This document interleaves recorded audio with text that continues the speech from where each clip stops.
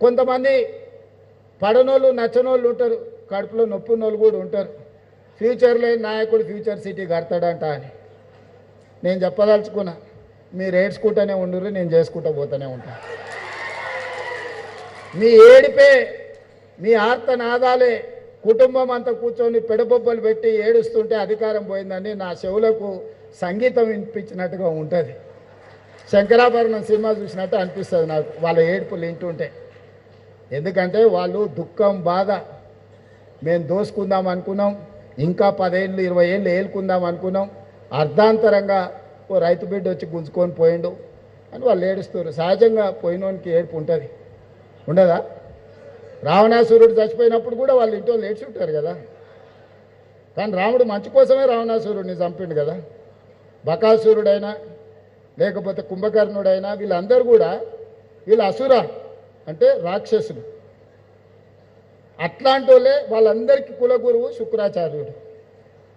ఆ శుక్రాచార్యుడు దేవతలు తపస్సు చేసేటప్పుడు, లోక కళ్యాణం కోసం పూజలు చేసేటప్పుడు ఆయనకి 2 శిష్యులు, మారీచుడు, సుబాహుడు అని 2 శిష్యులు ఉంటారు. వాళ్ళని పంపిస్తే వీళ్ళు యజ్ఞాలు యాగాలు చేస్తుంటే రక్తము మాంసం తీసుకొచ్చి ఆ యజ్ఞాల యాగాలలో వేసేటోళ్ళు. శుక్రాచార్యుడు దగ్గర కూర్చొని మారీచుడిని సుబాహుడిని ఊరి మీదకి వదిలేటోడు.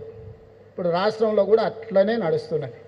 శుక్రాచార్యుడు ఫామ్ హౌస్లు ఉంటుండు, మారీచుడు సుబాహుడు మన చుట్టూతో తిరుగుతున్నారు. అందుకే మిత్రులారా, రాష్ట్రాన్ని అభివృద్ధి చేసుకుందాం. పనులు చేసే క్రమంలో 10 పనులు చేసినప్పుడు 1-2 తప్పులు దొరుకుతాయి. మనం ఇళ్ళలో పెళ్ళిళ్ళు చేస్తుంటాం, పత్రికలు ఇస్తాం, పక్కింటి వాళ్ళకు ఆఖరికి ఇవ్వచ్చు అనుకుంటాం. కానీ ఊరంతా రాష్ట్రం అంతా ఇచ్చొచ్చే వరకల్లా పక్కింటి వాళ్ళని మర్చిపోతాం. వాళ్ళు అనుకుంటారు, చూడు పక్కింట్లో ఆ మధ్యలో వాళ్ళ కోడిని రాయితోని కొట్టినందుకు నాకు కార్డు ఇవ్వలేదు అనుకుంటారు. అవునా? వీళ్ళ కుక్క అరిచినందుకు, తిట్టినందుకో, వాళ్ళ కోడి పిల్లని రాయితోని కొట్టినందుకో మాకు పెళ్లి పత్రిక ఇవ్వలేదు అనుకుంటారు. మనకు అట్లాంటి ఉద్దేశం ఏమి ఉండదు. పక్కింటి వాళ్ళు కదా ఎప్పుడైనా ఇవ్వచ్చు అనుకుంటాం. దాంతో కొన్ని అపోహల అనుమానాలు ఉంటాయి.